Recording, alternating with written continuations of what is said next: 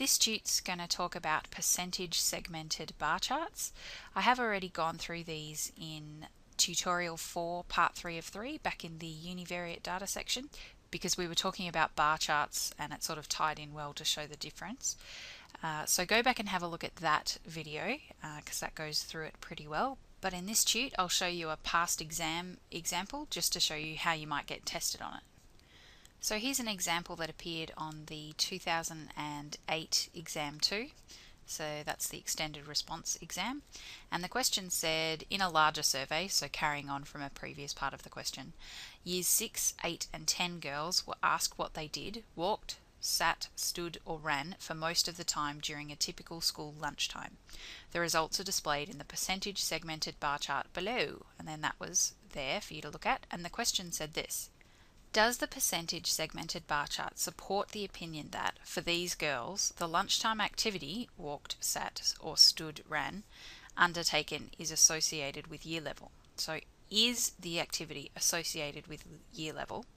Justify your answer by quoting appropriate percentages. So in this question, the first thing you need to do is quote an appropriate percentage. So they want you to read off from the scale an appropriate percentage that will justify or not justify whether this lunchtime activity is associated with year level. So first of all, let's figure out whether it is or not. So this legend up here says that the plain white bits, these are for walked, these sat or stood are these grey bits, and ran is these bits. Increasing in year level from year 6, year 8, year 10, you can see that these black sections decrease. So it looks like there's some association there. The older they get in year levels, the less running they do. The same with sitting and standing.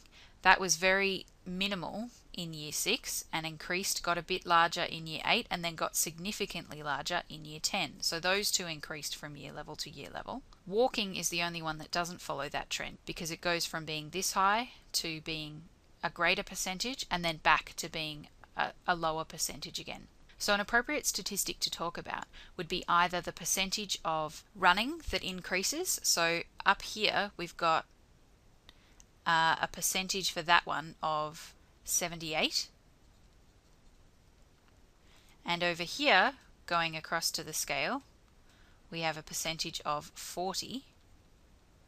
And then down here, we have a corresponding percentage of 10. Or you could talk about the percentage of sitting and standing and how that increases over time. So here, remember with a segmented bar chart, this percentage is not 80 because that's where the line is. It's only the entire height of that grey section, which is the difference between 78, this line, and 80. So this is just 2% there.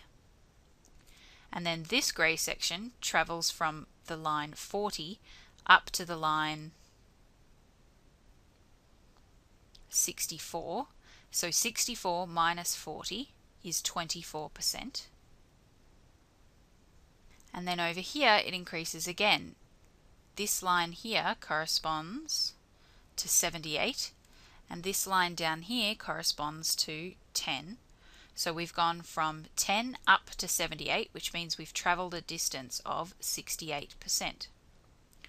So over here for your answer, and you know they want you to write a couple of lines because they've given you that many lines on the exam. So you don't just write a number here, you write a sentence of some kind. So what we're saying is, does this bar chart support the opinion that lunchtime activity is associated with year level? So the answer would be something like, yes, this segmented bar chart does support the opinion that lunchtime activity is associated with year level, as can be seen in the percentage decrease in the amount of running done across year levels. For example, in year 6, these girls ran 78% of the time. This decreased to 40% in year 8 and continued to decrease to only 10% in year 10 or something like that.